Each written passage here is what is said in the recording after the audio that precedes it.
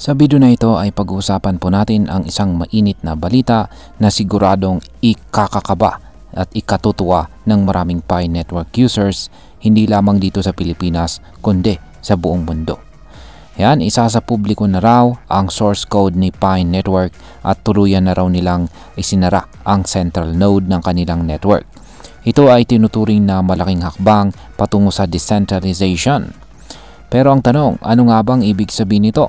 Totoo na bang decentralized si Pi o isa na naman itong paandar? At higit po sa lahat ay ano po ang epekto nito para sa atin bilang mga Pinoy crypto trader o investor ni Pi Network. At ayan, bago po tayo magpatuloy ay pakibasa na lamang po muna ang disclaimer dito sa ibaba ng ating screen.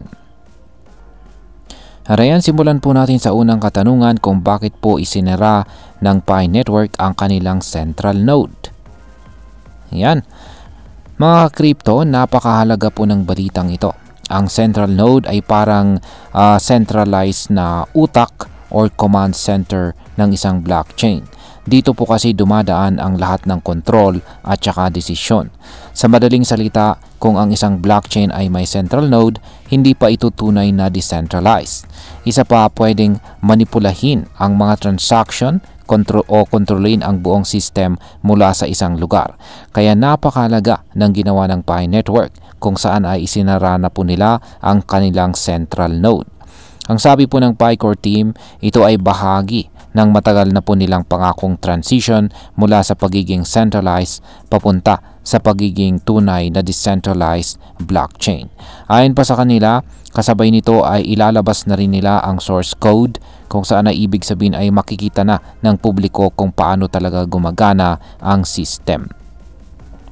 Ngayon ay ano naman po ang ibig sabihin ng source code reveal na ito?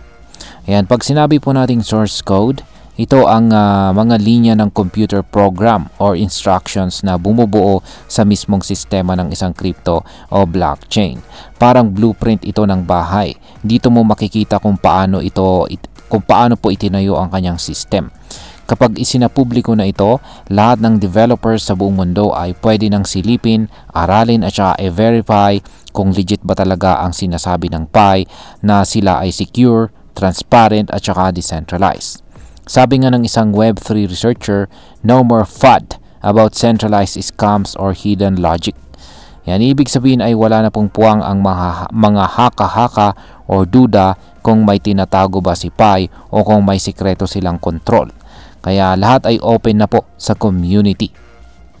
Ngayon ay bakit po ito ginawa kasabay ng Consensus 2025?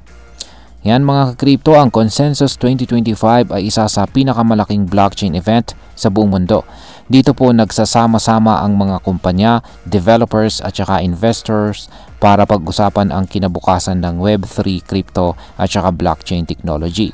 Ginawa po ng Pi Network ang announcement na ito kasabay ng pagsisimula ng event sa Toronto, Canada para mas makuha ang atensyon ng buong mundo ng crypto. Sa madaling salita ay strategic po ang kanilang timing. Yan, may teaser pa nga sila na nagsasabing May 14 announcement mula sa Pi ecosystem. May 15 may good great yan nasusunod. At May 16 ay magsasalita mismo si Dr. Nicolas Cocales. Siya po ang co-founder at saka main developer ng Pi Network. Kaya mukhang sunod-sunod po ang pasabog ni Pi ngayong linggo. Ngayon is bakit may mga duda pa rin tungkol sa decentralization ni Pi? O kahit may ganitong announcement, marami pa ring tanong mula sa community. Una, ang mining model ni Pi ay referral base. Pangalawa, ang pagpili po ng mga supernode ay hawak pa rin ng Pi Core team. At ang pinaka nakakabigla ay may hawak po silang tinatayang 82.8 billion na Pi coins. Ibig sabihin, kahit pasarado na ang central node, malaki pa rin ang control ng core team sa buong ecosystem. Kaya hindi natin pwedeng sabihin na full decentralization na ito. Nasa transition stage pa rin si Pi. Dagdag pa dito, maraming users sa iba't ibang bansa ang hindi pa rin maka-access sa ilang features gaya po ng Lightning kung walang VPN. Parang may gate pa rin na pumipigil sa tunay na open access ng network. Ngayon ay may bagong updates din ba ang mga Pi apps? O yan, oo mga ka-crypto. Bukod po sa balitang ito ay naglabas din si Pi ng bagong updates para sa kanilang mining app at saka Pi browser sa Play Store. Magandang sinyalis ito na active pa rin ang development ng mga tools ni Pi para sa mga pioneers o kanilang mga users. As of now ay mahigit 100 million na ang download ng Pi Network mining app at 10 million naman para sa Pi browser. Pero kahit ganito po karami ang users, wala pa rin listahan si Pi sa mga major exchanges. Ayan, wala pa rin po siya sa mga listahan ng mga major exchanges katulad ni Binance. Kaya nananatiling speculative or haka-haka ang tunay na value ni Picoin. Ngayon ay tumaas ba ang presyo ni Picoin? Yan. Oo naman, sa gitna ng lahat ng ito ay umangat po ng halos 5% ang presyo ni Picoin sa nakarang 24 oras. Umabot po ito sa $1.18 sa panahon na nailabas ang balitang ito. Pero tandaan po natin, hindi pa rin ito openly traded sa mga major crypto exchanges. Kaya kahit tumaas po ang presyo sa mga internal or testnet markets, wala pa rin itong sapat or tunay na liquidity. Ngayon ay pag-usapan na po natin ang epekto nito para sa atin bilang mga Pinoy crypto traders at investors ni Pi Network. Para sa atin bilang mga Pinoy na matagal na pong umaasa kay Pi Network, magkahalong pag-asa at pag-iingat ang dapat nating pairalin. Oo, magandang balita ito. Ibig sabihin ay may galaw, may progreso, may transparency na ipinapakita. Pero hindi pa ito ang dulo. Wala pa ring official listing. Hindi pa rin natin hindi pa natin pwedeng magamit ang ating Picoin sa mga malalaking crypto exchanges. Ayan, kaya para po sa mga umaasa na pwede silang yumaman kaagad ay paalala lang na konting tiis pa.